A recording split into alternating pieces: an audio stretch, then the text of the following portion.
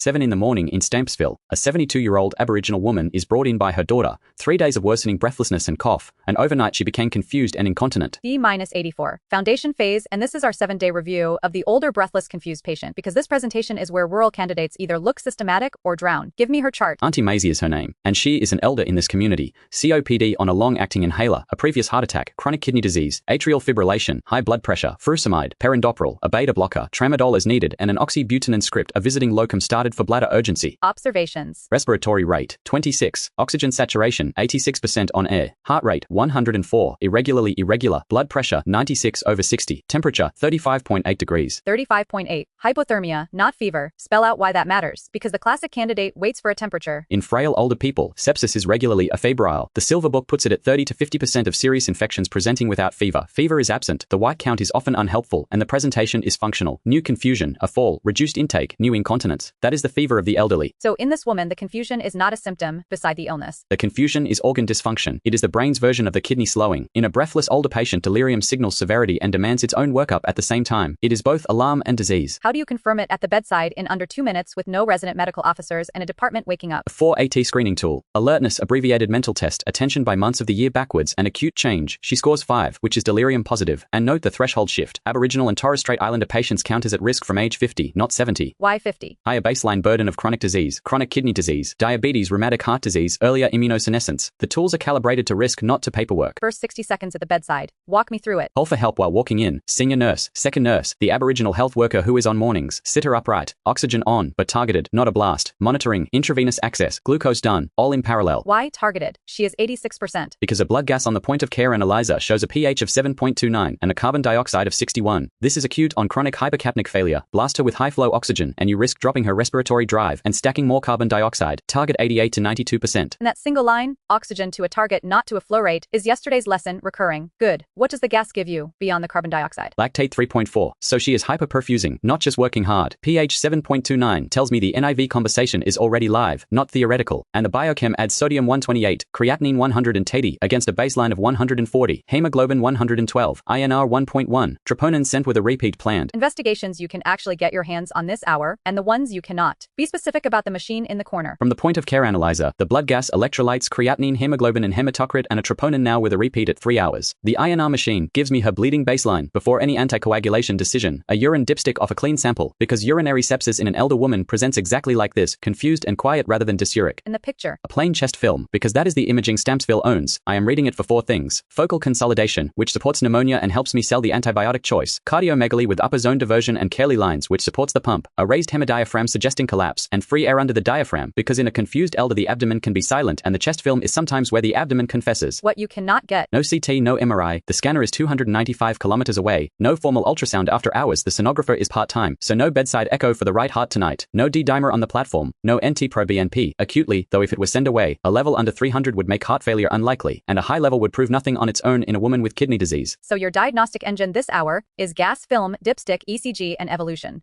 Differential diagnosis, and I want the dangerous list separated from the common list, because the marker wants to hear you think in 2 columns. Dangerous column, pneumonia with sepsis presenting afebrile and confused, acute pulmonary edema on her ischemic and hypertensive heart, pulmonary embolism in a town with no scanner, type 2 respiratory failure on the COPD, which is both a diagnosis and a trap, and drug contribution, tramadol plus oxybutynin, both deliriogenic. Common column. Chest infection on chronic lungs, dehydration driving the acute kidney injury and the hyponatremia, urinary sepsis precipitating the confusion and medication load. In real elderly medicine, she gets 2 or 3 of these at once, not a single neat answer. That is the sentence most candidates never say. Now history. She is confused. So who do you take it from, and what exactly do you ask? The daughter, with the Aboriginal health worker alongside, baseline function, and I mean exactly what she could do last week, not a generic independent, her usual cognition, because delirium is a change from baseline, and you cannot mark a change without a baseline. Go on. The medication list, best taken from the shopping bag she brought, not from memory. Any recent dose changes, missed doses in the last 3 days, sick days, fluid intake, smoking history still current, alcohol, because withdrawal will mimic and worsen delirium, immunization status, flu, pneumococcal, COVID, and whether any advance care directive exists, early, not at 2 in the morning during a crisis. The shopping bag. Why does it beat the file? Because the file is what was prescribed, and the bag is what is actually being taken. In a town where a locum started oxybutynin and nobody reconciled it, the bag is the truth. And in her bag, that oxybutynin is a candidate cause of the confusion, not a bystander. Examination findings that actually discriminate here. Work of breathing and accessory muscle use first, then the chest, listening for the pattern. Focal crackles in one lower zone point in pneumonia, bilateral basal crackles with a raised jugular venous pressure and peripheral edema, point of failure. Quiet a chest with a ping-pong hyperinflation points to the COPD. And when the chest does not choose a column for you? In the older confused patient, you often cannot separate pulmonary edema from infection on exam, and the correct move is written into the cognitive impairment guidance. Treat both. Intravenous furosemide for the wetness, antibiotics for the infection, and watch which one she responds to. Treating both is not diagnostic cowardice, it is geriatric medicine. Her chest, for the record, has crackles at the right base, a jugular venous pressure up around 6 centimeters, and pitting edema to the shins. So what is your severity frame, and do not quote me a score? Correct, because the March 2025 therapeutic guidelines restructure moved away from severity scores. No CRRM 65 as the decider. Instead, features respiratory rate 22 or more, heart rate 100 or more, hypoxemia, confusion, new, hypotension. She trips every one of those, plus a lactate above 2 and hypothermia. That is moderate to high severity pneumonia with sepsis physiology, managed in hospital, with the intensive care question live. Intensive care red flags, name them. Severe acute respiratory insufficiency, meaning she is working beyond simple hypoxemia, and acute extrapulmonary organ dysfunction, her brain, her kidneys, her perfusion, in her, those flags are already flying, which is why the retrieval question starts now, in parallel, not after therapy fails. Sepsis bundle, times and specifics. Blood cultures and urine sample now, but cultures do not delay antibiotics. The sepsis clinical care standard wants antimicrobials within 60 minutes of recognizing infection-related organ dysfunction. In an adult without shock where the source is uncertain, you investigate fast, escalate, and if concern persists, treat within 3 hours of first review. She has organ dysfunction, so her clock is the 60-minute one. Before the antibiotics, the lungs themselves. She is a COPD patient sitting at 86% with a carbon dioxide of 61. What does guideline therapy for the exacerbation add to what you have already ordered? Nebulized salbutamol and ipratropium. And in this hospital, with her saturation, the nebs are oxygen-driven, not air-driven, with the same 88 to 92 target on the meter. Prednisolone 37.5 to 50 milligrams orally daily for 5 days, or hydrocortisone if she cannot swallow safely, because steroids in the exacerbation shorten it and reduce early relapse. The prednisolone meets her diabetes risk and her confusion. Accept or adjust. Accept and monitor. The steroid is days, not weeks, and the risk of one untreated exacerbation sliding to ventilation outweighs the glycemic excursion in a woman whose glucose is 8. I check a glucose daily, and I tell the nurses what rising looks like. What I do not do is let steroid fear become steroid omission in hypercapnic failure. Fluids in a 72-year-old with a heart attack history and creatinine 180. 250 milliliter aliquots of crystalloid, reassessing after each. The frail elderly heart tolerates blind leaders badly. You are titrating perfusion against the wet chest, and the gas and the examination are your feedback loop, not a formula. Antibiotics. Drug, dose, route, and why. For pneumonia of this severity with her comorbidity, guidelines point to intravenous benzylpenicillin, 1.2 grams, 6 hourly, with doxycycline or azithromycin for the atypicals. Or, if she is high severity with intensive care flags, ceftriaxone, now increasingly dosed at 2 grams daily, with azithromycin 500 milligrams. Pick one and defend it. Ceftriaxone 2 grams intravenously daily, plus azithromycin, because she has hypoperfusion, hypothermia, delirium, hypercapnia, and kidney injury. And if her Legionella risk is real, the macrolide is not optional. I can step down when she stabilizes and cultures return. And the wet lungs. Furosemide, 40 milligrams intravenously, now sitting her up, oxygen titrated, and I would hold the next fluid aliquot against her chest. If her pressure allows and she is odematous with crackles, some glyceryl trinitrate comes into the conversation, but her systolic is 96, so today it does not. The furosemide is the pump lever I have. Her repeat troponin comes back mildly raised. Tell me what you do with that, and be careful. I do very little with it, out loud. A mildly raised troponin in a hypoxic, septic, tachyarrhythmic, 72-year-old is myocardial strain until proven otherwise. It neither rules a heart attack in nor out. It joins the pattern. The error is building a STEMI story on it, or ignoring the rhythm it came from. Her rhythm. Atrial fibrillation at 104, rate acceptable, but I want to know if it is her known baseline or new, because new fast AF with breathlessness is another organ under strain, and the treatment is the underlying illness, not reflex chemical cardioversion. So take stock. You have oxygen targeted, access, cultures, antibiotics chosen, first furosemide in, fluids running in aliquots. What is unresolved? 3 things, whether this is pump, infection, or both, and I am treating both, whether her carbon dioxide falls with treatment or the non-invasive ventilation decision lands on me, and the clot question, which I have deliberately not closed. Say more about the clot question, because in StAMPSville you cannot close it with a scan. She has acute illness, immobility, dehydration, age, and a story of breathlessness out of proportion to the findings. My scanner is 295 kilometers away. The question I cannot answer yet is which of the 3, infection, pump, or clot, kills her first.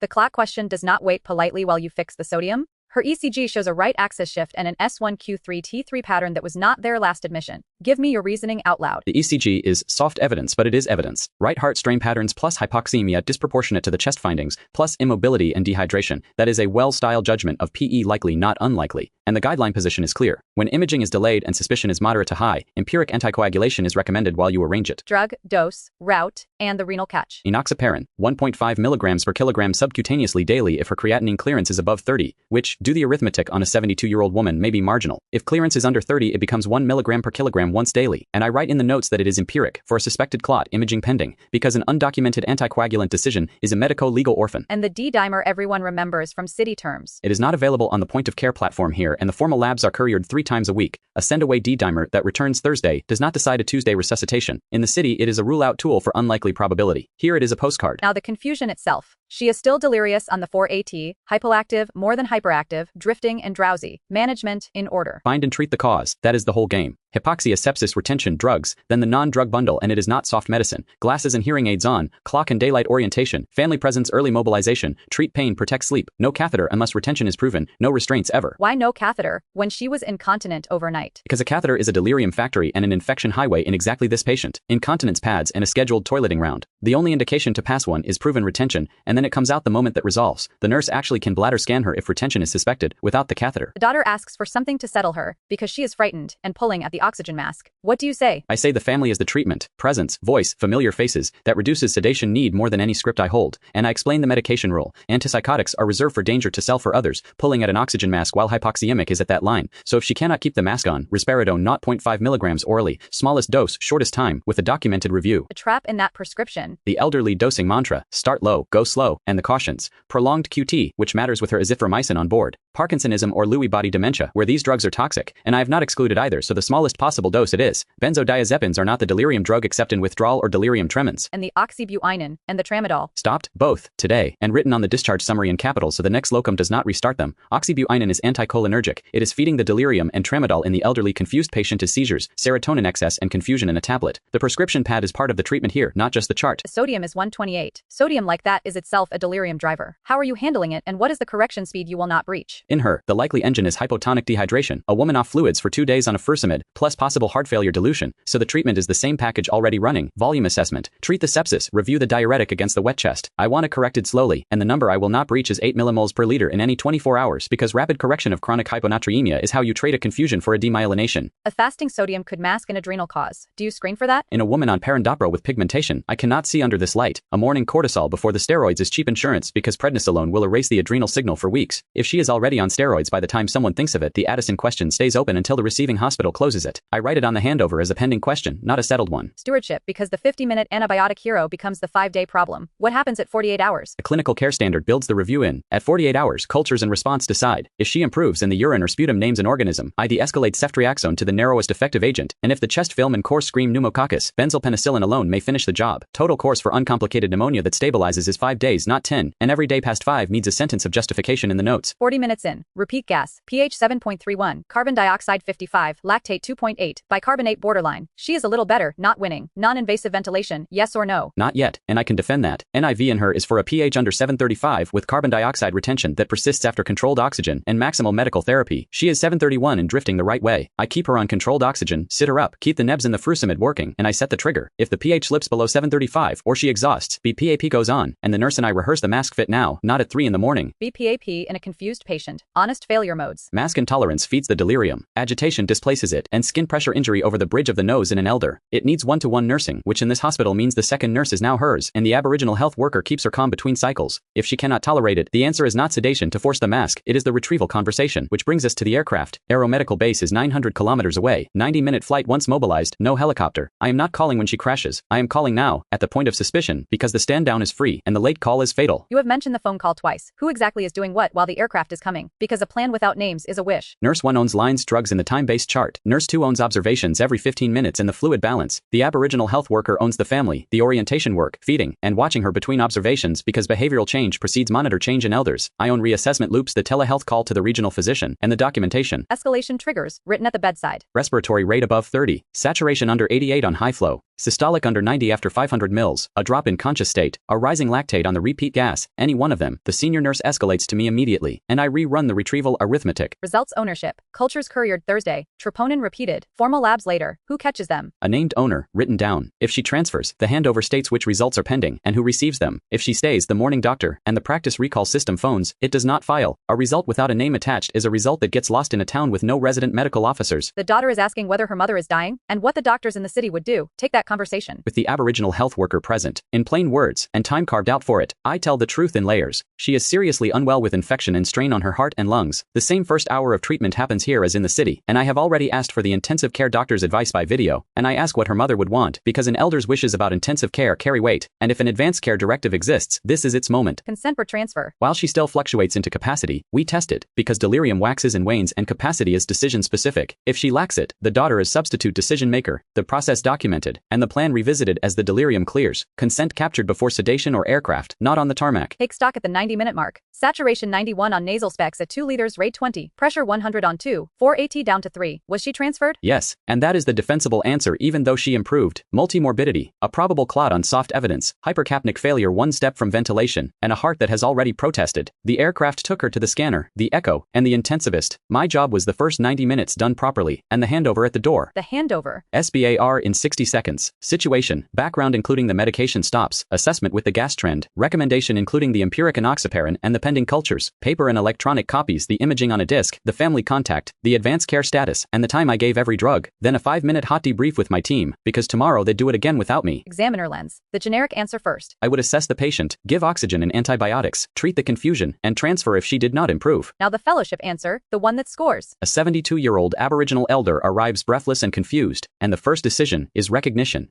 Hypothermia, delirium and a lactate of 3.4 are her fever, because frail elders present sepsis as function, not temperature. I screen with 4 AT, remembering her risk threshold is 50, not 70, and I take the history from the daughter and the shopping bag, because the bag holds the oxybutynin that is feeding the delirium. Oxygen goes on to a target of 88 to 92 against a carbon dioxide of 61, and the gas, the sodium, the creatinine and the troponin are read as one pattern of organ strain, not 4 separate problems. Severity comes from features, not scores. Respiratory rate, heart rate, hypoxemia, confusion, hypotension. She trips them all, so benzylpenicillin or ceftriaxone with a macrolide inside the 60-minute door. Fluids in 250 ml aliquots because her heart and kidneys will not forgive a liter, and furosemide for the wet chest, because when oedema and infection cannot be separated in an elder, you treat both, and let the response name the diagnosis. The clot gets named out loud. Right heart strain on ECG, disproportion, immobility, no scanner, so enoxaparin 1.5 milligrams per kilogram subcutaneously, renally adjusted, documented as empiric, with imaging pending at the receiving hospital. The delirium gets the bundle, family as therapy, glasses on, no catheter, no restraint, the anticholinergic and the tramadol stopped, and risperidone 0.5 only if she endangers the oxygen mask, with the QT interaction acknowledged, and the system gets the rural answer. Retrieval called at suspicion, in parallel, not after failure, a 90-minute interim plan with names against tasks, escalation triggers at the bedside, pending results with named owners, consent explored while capacity fluctuates, and an advanced care conversation held with the health worker present, because an elder's voice carries. The aircraft takes her to the scanner. The fellowship answer takes her there with a story the intensivist can continue. Recall prompts. 4 questions. Hard answers. First, fever absent in what proportion of frail older adults with serious infection? 30 to 50%, and the equivalents are new confusion, falls, reduced intake, hypothermia and functional decline. Do not wait for the thermometer to authorize sepsis. Second, empiric anticoagulation when imaging is delayed and suspicion is moderate to high, and the dose, enoxaparin 1.5 milligrams per kilogram subcutaneously daily, halved in effect 1 milligram per kilogram when creatinine clearance is below 30, documented as empiric with imaging pending. Third, the 4 AT and the First Nations threshold, alertness, orientation, attention months backwards, acute change, score 4 or more suggests delirium and triggers medical review. Aboriginal and Torres Strait Islander patients are at risk from age 50. Fourth, the 2 thresholds that decide ventilation in her, non-invasive ventilation for pH below 735 with carbon dioxide retention persisting after controlled oxygen and therapy, and intubation when exhaustion or consciousness fall despite that, both documented before, not after. 3 things you must say tomorrow if this station appears. 1. In elders, sepsis is function, confusion, falls, intake, hypothermia, and delirium is organ dysfunction screened with 4 AT,